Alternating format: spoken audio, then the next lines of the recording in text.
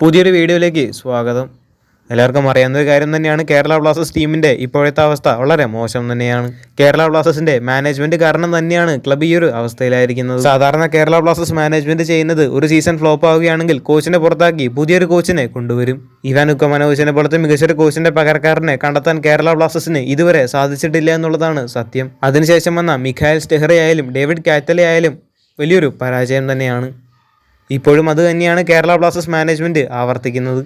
Coach David കാറ്റലയെ Kerala Blasters പുറത്താക്കും. David കാറ്റലയെ പുറത്താക്കുന്നത് എന്തുകൊണ്ട് നല്ലൊരു കാര്യമാണ്, കാരണം ഡേവിഡ് കാറ്റലെ ഉണ്ടായിട്ടും വലിയ കാര്യമൊന്നുമില്ല. ഡേവിഡ് കാറ്റലയുടെ ടാക്ടിക്സ് എന്താണെന്ന് ഇപ്പോഴും പിടികിട്ടിയിട്ടില്ല. വിദേശ താരങ്ങളെല്ലാം ടീമിൽ ഉണ്ടായിട്ട് കൂടി 4 വിദേശ താരങ്ങളെ എന്തുകൊണ്ടാണ് ഡേവിഡ് കാറ്റല സ്റ്റാർട്ടിങ്ങിൽ ഉൾപ്പെടുത്താത്തത്? അതുകൊണ്ട് തന്നെ ഡാനിഷ് ഫറൂഖിനെ പോലത്തെ താരത്തിനെയൊക്കെ എന്ത് കണ്ടിട്ടാണ് ക്യാപ്റ്റനാക്കുന്നത്? എന്തായാലും മോശം റിസൾട്ട്, മോശം പ്രകടനവും കാരണം കൊണ്ട് തന്നെ ഡേവിഡ് കാറ്റലയെ എന്തായാലും കേരള ബ്ലാസ്റ്റേഴ്സ് പുറത്താക്കും. ഖേലിനെ പോലത്തെ പ്രമുഖ മാധ്യമങ്ങളെല്ലാം ഈ ഒരു വാർത്ത റിപ്പോർട്ട് ചെയ്തിട്ടുമുണ്ട്.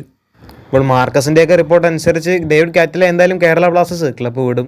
എന്നാൽ ഇതുവരെ ടെർമിനേഷൻ പേപ്പറിലൊന്നും ഡേവിഡ് കാറ്റല സൈൻ ചെയ്തിട്ടില്ല എന്നാണ് മാർക്കസ് പറഞ്ഞിട്ടുള്ളത്. ഡേവിഡ് കാറ്റലയ്ക്ക് പകരമായിട്ട് കേരള ബ്ലാസ്റ്റേഴ്സ് ടീമിലേക്ക് എത്തിച്ചിരിക്കുന്നത് ISL എക്സ്പീരിയൻസ് ഉള്ള കോച്ചായിട്ടുള്ള ആഷ്ലി വെസ്റ്റ്വുഡിനെയാണ്. പഞ്ചാബിനെയും ATKയും ബംഗളൂരു FC എല്ലാം പരിശീലിപ്പിച്ചിട്ടുള്ള ഒരു കോച്ചാണ് ആഷ്ലി വെസ്റ്റ്വുഡ്. ഈ ഒരു കോച്ചിന് ഈ ഒരു ടീം വെച്ച് വലിയ ഇമ്പാക്റ്റ് ഒന്നും ഉണ്ടാക്കാൻ സാധിക്കില്ല. എന്നാൽ പോലും റെലഗേഷനിൽ നിന്ന് കേരള ബ്ലാസ്റ്റേഴ്സിനെ രക്ഷപ്പെടുത്താൻ ഇദ്ദേഹത്തിന് സാധിക്കുമെന്നാണ് പ്രതീക്ഷിക്കുന്നത്.